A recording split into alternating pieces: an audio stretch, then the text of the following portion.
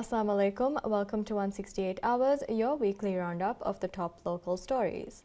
I am Fatma Zaina Rifat, your host for the evening. Stay tuned. President Dr. Mohammad Muiz says that this year's National Day should serve as a reminder to ensure that the Maldives never again experiences painful events that could threaten its independence. The president made the remarks in a message shared on social media to mark National Day. President Muiz said that as the sun rises on National Day, the nation's memories travel back 467 years to the past and to the victory of the courageous national heroes who liberated the Maldives from the suffering inflicted under Portuguese colonial rule. He said that every time the Maldives has fallen under the control of foreign powers, betrayal of a significant number of individuals who did not have the nation's best interest at heart had been a contributing factor. He added that on this National Day, the country should renew its determination to ensure that such painful experiences are never repeated. Extending National Day greetings to the Maldivian people, President Muiz called on citizens to uphold the principle of putting the nation first and to preserve the spirit and identity of the Maldivian nation in the hearts of every child of the country. President Dr. Mohammad Muiz says development projects are progressing across the Maldives from the north to south, with some scheduled for completion this year, while 2027 is expected to see the completion of the largest number of development projects. The president made the remarks during the 6th episode of the Pulse podcast series. The episode, published today on the President's Office media platforms, focuses on infrastructure development projects underway across different parts of the Maldives. During the episode, President Dr. Muiz also listened to views and sentiments expressed by members of the public on the subject and responded to several issues they raised. Addressing concerns that progress on some development projects had slowed, the president said the economic challenges faced by the country had been overcome and that practical work would resume and move forward without much further delay. He said the work is being scheduled to cover different sectors, adding that some projects will continue to be completed during 2028. While the government is implementing a sustainable medium and long-term development policy, President Dr. Muiz said there are certain services that every citizen should receive at a particular standard on every island, and that work based on this principle will continue. President Dr. Muiz also shared updates on several major projects currently underway as part of the country's development plans, noting that council offices on the islands were in very poor condition when the current government assumed office. The president said the government is currently carrying out a project to construct modern council office buildings. He expressed hope that once the project is completed, the need for such offices will be met by around the middle of 2027. He added that several other projects are also underway to develop council offices, and he believes that within the next 2 years, council offices on around 100 islands will be operating from new buildings. President Dr. Muiz also highlighted the transport system as one of the most important components of development. He said airport development projects carry both economic and social benefits, adding that when implemented properly, such projects can also generate returns. Providing an update on the Tilimale Bridge project being developed in the Malay region, President Dr. Muiz also reflected on how the project had progressed in the past. He said the project is progressing at a faster pace than before and expressed confidence that the bridge project will be completed before long. The president also provided detailed responses to questions from a journalist regarding development projects in Adu City, which is home to the largest number of Maldivians after Malay City. Concluding the 6th episode of The Pulse, President Dr. Muiz said the largest project being undertaken by his government is a relocation of the port from Malé to Tilafushi. He gave assurance that the project will be completed by 11th November 2027. President Dr. Mohammad Muiz says that he will submit to the third sitting of this year's parliament a proposal to establish a robust system that would ensure no law contrary to Islam can be enacted in the Maldives. The president made the remarks while delivering his speech at the official ceremony marking National Day. In his National Day address, President Dr. Mohammad Muiz highlighted the reason for commemorating National Day and shed light on the historical events associated with it. He also spoke about the relationship between Maldivians and Islam. The president said one of the important lessons that National Day teaches Maldivians is that the positive outcomes of remaining loyal to the noble religion of Islam is a source of honor, while abandoning Islam has painful consequences and brings weakness. He said that everything good associated with the Maldivian nation is rooted in the essence of the religion and that Islam is the backbone of the Maldivian nation. The president noted that the Maldives remained under Portuguese rule for many years because Maldivians had abandoned the noble religion of Islam. He said that as a result, the spiritual connection between the Maldivian people and their homeland was severed. President Muiz noted that the Utimu Boduta Kurfan and his companions fought jihad for the sake of the religion. He said the objectives they sought to achieve through their struggle was something that Maldivians continue to remember. Therefore, he said the connection between the events commemorated on National Day and the noble religion of Islam is clearly evident. The president said that whenever policies that are hostile to Islam or distant from Islam are implemented, the independence of the Maldivian nation is compromised. For this reason, he said a system that fully protects Islam must be established in the country. He further stated that according to the constitution of the Maldives, no law contrary to Islam can be enacted and that all laws, principles and regulations made in the Maldives must remain within the boundaries and standards of the noble religion of Islam. President Muiz said he would ensure both in principle and institutionally a robust system in the Maldives that would prevent the enactment of any law contrary to or incompatible with Islam. The president also noted that the successful life and achievements of the hero commemorated on National Day demonstrates that morality is the strongest foundation for building the human and spiritual character that Maldivians aspire to through the principles of the noble religion of Islam. He emphasized that for a society, morality involves caring for the social values held by its members. He said it is important both to implement laws, regulations, and principles and to submit to and abide by them. In his address, President Muiz said that the most important resolutions Maldivians should make on National Day is to foster civilized and refined qualities within society. He expressed his resolve to revive within the Maldivian Ummah a sense of unity in which people value one another, care for one another, and show each other respect in every sense.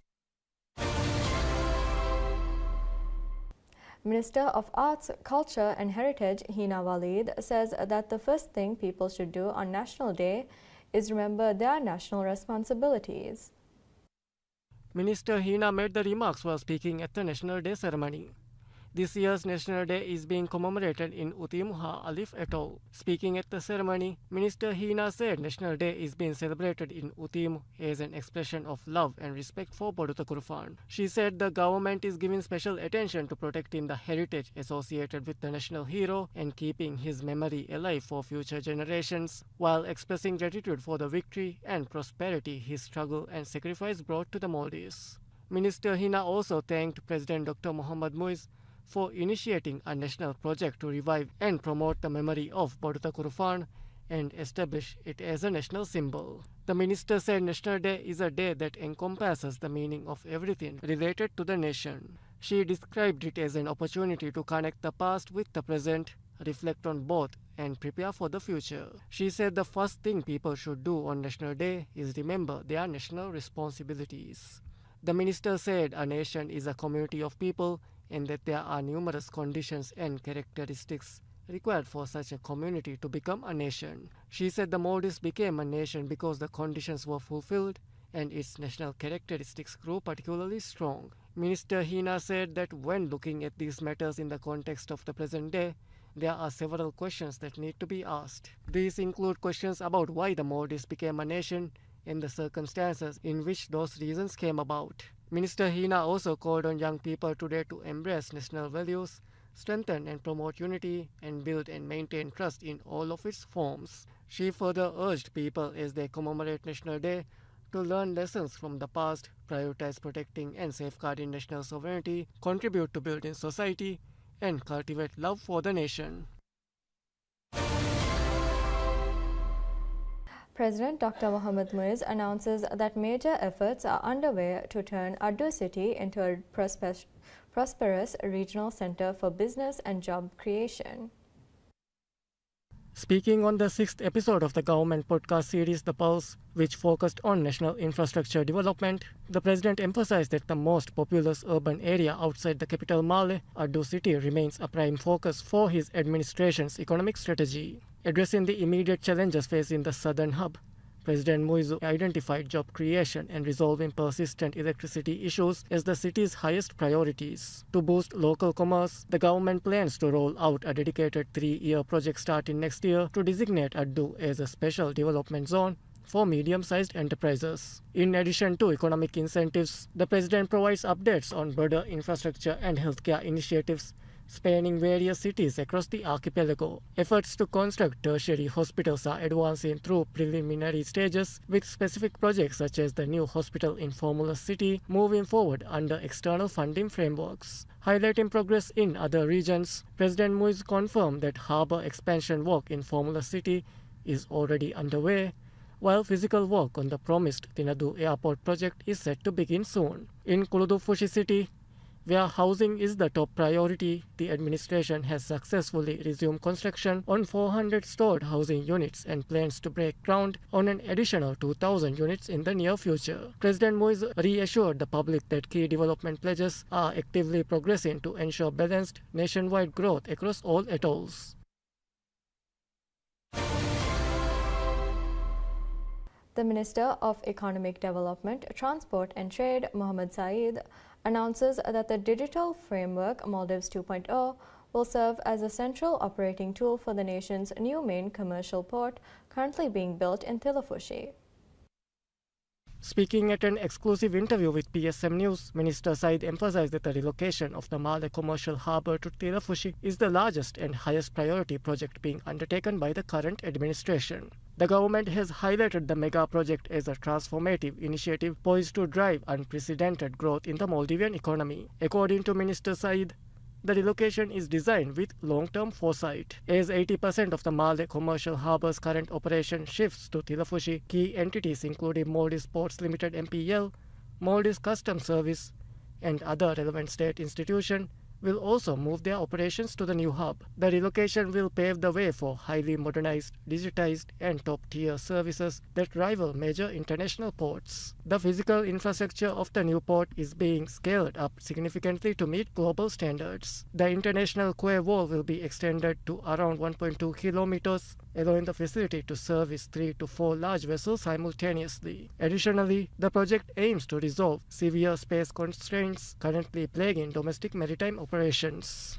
By addressing these bottlenecks, the new terminal will eliminate the heavy expenses local businesses incur when vessels are forced to stay anchored for days waiting to berth. To provide a holistic solution, the government plans to establish a comprehensive network of warehouses, storage facilities, and retail spaces inspired by the Atoll Shops model. The economic benefits of the transition are expected to be felt directly by consumers. Minister Said noted that faster clearance times will prevent fruits, vegetables, and other essential perishables from spoiling, ensuring they reach market shelves fresh. Consequently, the rapid turnaround of imported cargo is anticipated to drive down retail prices for consumers. Designed as a state-of-the-art multi-purpose facility, the Tilafushi port will lay the foundation for a 24-hour non-stop logistics ecosystem. While the first phase of port service is scheduled to transition to Tilafushi this October, the government aims to complete the full relocation of all commercial port operations before November of next year. Minister of Education, Higher Education and Skills Development, Dr. Ismail Shafiu, says all teachers, not only special education needs, SEN teachers must be familiar with inclusive education. The minister made the remarks at the inauguration of the Educator Professional Development Program for Equity and Inclusion, which aims to familiarize teachers, leading teachers, and principals working in schools with inclusive pedagogy. Minister Dr. Shafiu said teacher training is one of the highest priorities in the education sector. Several hundred students are already studying under the National Teacher Training Program, including those training to become SEN teachers. He said that when the initiative began in 2024, a shortage of teachers for students requiring special assistance was identified, particularly in schools in the atolls. With the online platform launched through the program, teachers will now be able to develop their knowledge of inclusive education regardless of where they are based. Minister Dr. Shafiu stressed that familiarity with inclusive education should not be limited to SEND teachers. All teachers, he said, must be prepared to teach every child without discrimination. He said the education system has a responsibility to establish a mechanism that makes the professional support teachers need as easily accessible as possible. A course dedicated to inclusive education has now been established through the NIE platform, while leadership programs will also be introduced. Courses tailored to different key stages and specific subjects will also be introduced, he said. Minister Dr. Shafiu encouraged teachers to make use of such opportunities and develop modern skills so that they can provide students with the greatest possible support. 7 e-learning modules have been developed under the Educator Professional Development Program for Equity and Inclusion and are now available to schools through the Eduru portal. The modules cover universal design for learning, differentiated instruction, assistive technology, teaching strategies for autism spectrum disorder, managing challenging behavior for students with ADHD and ASD, early identification and intervention, and design thinking. The modules are designed to familiarize school staff with inclusive pedagogy and strengthen the capacity of teachers and school leaders in the area. They are self-paced and can be completed at flexible times. The ministry said those who complete the modules will receive an Inclusive Educator Certificate through the portal. The program is being implemented by the Department of Inclusive Education. As part of its pilot phase, 35 people from 10 schools have already used the program, with the initiative set to be expanded to all schools. Dr. Asad Mohammad Shahid, a Maldivian anesthesiologist and pain specialist, is appointed president of the SARC Association of Anesthesiologists, SARC-AA, a role that rotates every 2 years among member states.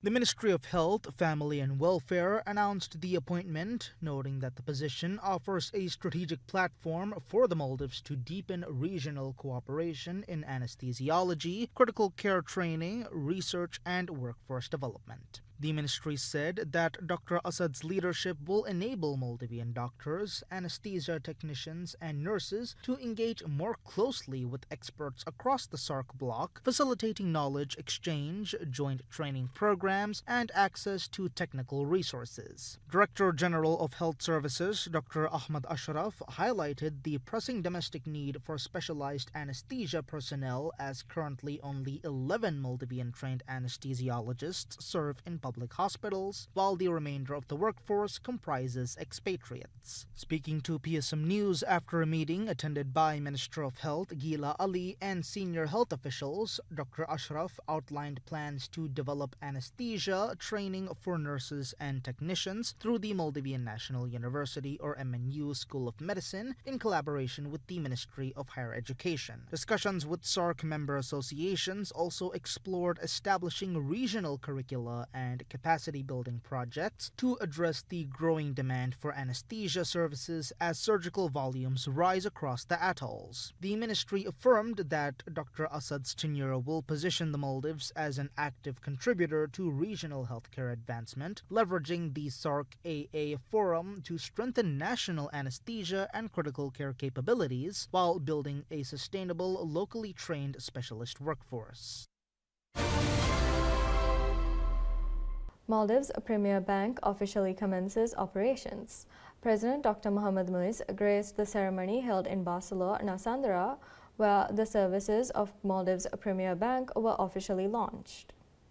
Maldives Premier Bank is the 9th bank licensed to operate and provide banking services in the Maldives. Prior to the official launch of its services, the bank had also opened its first batch. The bank's dedicated mobile application and internet banking portal, which customers can use to access various banking services, have also been launched. Both services were officially launched by President Dr. Mohamed Muiz. During the ceremony, Maldives Premier Bank presented the president with a commemorative plaque. The plaque was presented to the president by the Maldives Premier Bank shareholder and founder Muhammad Ali Jannah. Speaking at the ceremony held to launch the bank's online services, Maldives Monetary Authority Governor Ahmad Munawwar said there were significant opportunities to expand the banking industry in the Maldives. He also said the MMA was working to create a conducive environment to attract more Maldivian investors to the sector. Speaking at the ceremony, Maldives Premier Bank chairperson Ayesha Nurain Jannah said she hoped the bank would contribute to the advancement of the Maldivian economy. She said this was only the beginning, adding that the bank's goal was to achieve further progress in the future. The Maldives National University MNU opens the 9th edition of its Thiveli International Conference, with 330 research papers submitted for this year's event. Held annually since 2017, the conference was officially inaugurated at a special ceremony at the auditorium of MNU's Administrative Center. First Lady Sajida Muhammad, wife of the President of the Maldives, was the guest of honor. The conference features sessions involving professors from universities in the Maldives and abroad, renowned academics conducting internationally recognized research, as well as research and innovations developed by companies and at the national level. The conference, scheduled to take place from the 17th to the 19th of August, received a total of 330 research papers by the submission deadline. This is the highest number of papers ever submitted to an academic conference of this kind held in the Maldives. Research submitted for this year's conference comes from 25 countries outside the Maldives. The areas covered include the environment and climate change, new innovations and technology, science and health, global affairs and peace, education, gender equality, economics and markets, and artificial intelligence. MNU Vice Chancellor Aishat Shahnaz Adam said the Thiveli Conference provides students with a valuable opportunity to advance knowledge, research, and innovation. The Thiveli Conference has been held annually by MNU since 2017. This year's conference is Transformative Innovation in the 21st Century, Science, Technology, and Society. As part of the conference, the university also held a special undergraduate student research symposium yesterday for MNU's bachelor's degree students. The university has also announced the post-conference workshops will be held on the 20th of August. The main objective of the conference is to facilitate evidence-based policy making through research and to help develop the Maldives higher education system into one grounded academic knowledge and research. The initiative also seeks to strengthen MNU as a center for generating and advancing new knowledge while supporting efforts to ensure that important national-level decisions are based on scientific research. President Dr. Mohamed Muiz says the Maldives has a duty to speak clearly against violence targeting humanitarian personnel and to defend vulnerable people. In a message marking World Humanitarian Day, President Muiz said the Maldives stood in firm solidarity with humanitarian workers around the world who risk their lives to serve humanity. He said the need for humanitarian assistance was growing amid conflicts, displacements, hunger, and climate-related crises. The president said the collapse of humanitarian protection was particularly evident in Gaza, where he described the obstruction of humanitarian aid, blockades, and violence against relief workers as grave violation of international law. He strongly condemned such violations, reaffirmed the Maldives' solidarity with the Palestinian people, and called for an immediate and permanent ceasefire. President Muiz said small states depend on a rules-based international order in which international law was upheld equally for all. As a party of the Fourth Geneva Convention, the Maldives remain committed to international humanitarian law and the protection of civilians and humanitarian personnel. The president called on all countries to respect humanitarian operations and uphold the principle of humanity, neutrality, impartiality, and independence. The president also paid tribute to humanitarian workers who risk and often lose their lives while helping others. He said their sacrifices required the international community to guarantee the safety and protection of humanitarian personnel. President Moise reiterated the message in a post on his official X account. World Humanitarian Day is observed annually on the 19th of August to honor aid workers killed or injured while working in crisis zones and to recognize those who risk their lives to provide life-saving assistance. A Maldivian student earns a historic 4th place finish in the Quran memorization category at the 46th edition of the world's largest Quran recitation competition, held in the holy city of Makkah.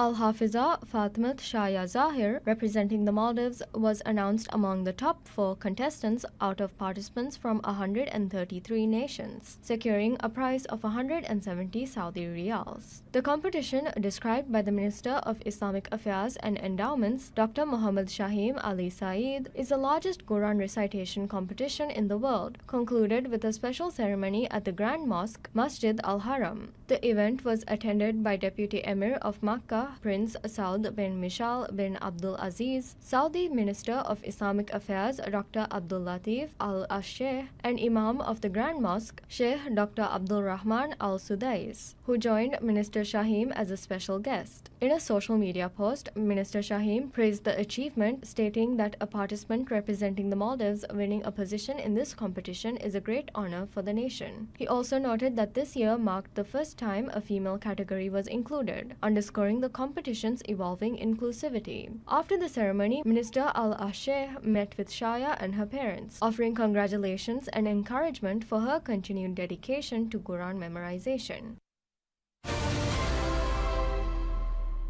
And that's all the news we have for you on 168 Hours. Thank you for watching.